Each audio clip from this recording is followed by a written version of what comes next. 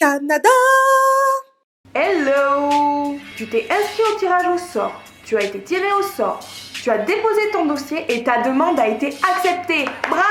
Tu as enfin ton PVT! Maintenant, on va préparer ton départ dans cette vidéo. On va le faire à 3 mois avant de partir, 1 mois avant de partir, puis le jour J ou la veille, tout ce qu'il faudra rechecker. Donc déjà, 3 mois avant le départ, il va falloir penser à ton assurance voyage. Pourquoi? Parce que ton PVT en fait est validé du temps que tu auras pris ton assurance voyage. Tu prends une assurance voyage juste pour 6 mois parce que c'est moins cher, ben ton PVT sera valable que 6 mois. Je suis allée chez Chapka Assurance, pourquoi? Parce que c'est l'assurance qui me touchait le plus, l'équipe est super sympa, c'est tout par internet et les prestats pour moi c'était le meilleur rapport qualité-prix, que des avis positifs. Bref, franchement, je la conseille. Ensuite, 3 mois avant le départ, tu peux aussi penser à ton fameux billet d'avion. Tu peux soit commencer à créer une alerte Skyscanner pour avoir le tarif vraiment le plus bas possible, soit carrément le réserver. Tu peux aller faire un tour chez le docteur, d'une part pour vérifier que tous tes vaccins sont ok pour le départ, mais aussi pour qu'il te prescrive une ordonnance longue comme le bras, avec tout plein de médicaments, comme ça d'une part tu les payeras pas en partant de France, et ensuite si tu as un souci à la douane ou quoi, tu as au moins un papier, on se dit ah jamais, et puis après oh des allergies aux piqûres de moustiques, tourista.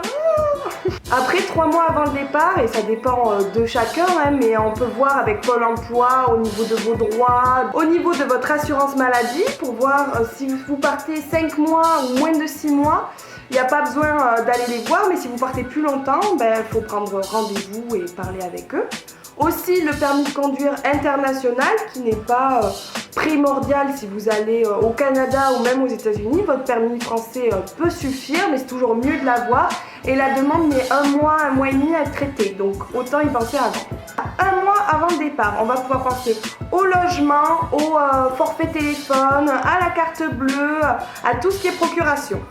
Donc pour parler du logement, moi personnellement je me suis connectée sur un groupe Facebook. Alors les groupes Facebook c'est la vie, quoi. Je fais tout là-dessus mais bon.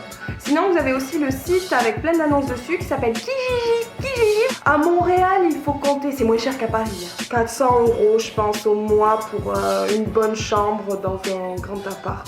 Au niveau du forfait téléphonique, donc bien sûr si vous partez plus de 6 mois, autant résilier votre ligne ou la mettre en off carrément. Sinon pour ceux qui partent moins de 6 mois comme moi, ce que j'ai fait c'est que j'avais un forfait Soch, je suis passée chez Soch à 20 € et je l'ai réduit, j'ai pris le forfait à 4 € pour garder ma ligne française, garder mon numéro et après une fois sur place j'ai pris l'ancien téléphone de ma mamie et je vais m'acheter une vraie carte SIM de là-bas avec un numéro de là-bas et un forfait 3G. Au niveau de la carte bleue maintenant, pareil il y a 2 écoles, ceux qui partent moins de 6 mois et ceux qui partent plus de 6 mois, plus d'1 an quoi. Donc si vous partez plus d'1 an, vous baissez votre carte bleue au minimum et vous ouvrez un compte là-bas, ça sera le plus pratique. Ceux qui partent moins de 6 mois, moins d'1 an, vous pouvez souscrire à une carte Gold. Déjà pour tous les voyageurs, c'est la sécurité le truc parce que tu es assuré partout, sur toutes tes résades, sur tous tes vols, etc. Tu as plein de pays où tu es exempté, je sais pas si c'est exempté. Tu ne vas pas payer les charges des banques. Bref, c'est pas du tout pour faire la richoute ou quoi, mais la carte Gold c'est quand même l'assurance de voyager tranquille. Et en plus chez Boursorama, donc déjà c'est une banque 100% en ligne, donc super pratique si vous voyagez beaucoup. Ensuite, la carte Gold est gratuite pendant 1 an, donc ça aussi c'est un bon plan parce que vous avez le même assurance que les autres cartes Gold. Et enfin, donc moi c'est ce que j'ai fait, dans la plupart des banques vous avez l'option internationale, donc moi perso elle est à 5 € par mois et je peux payer dans tous les pays, je peux faire des virements etc. sans frais.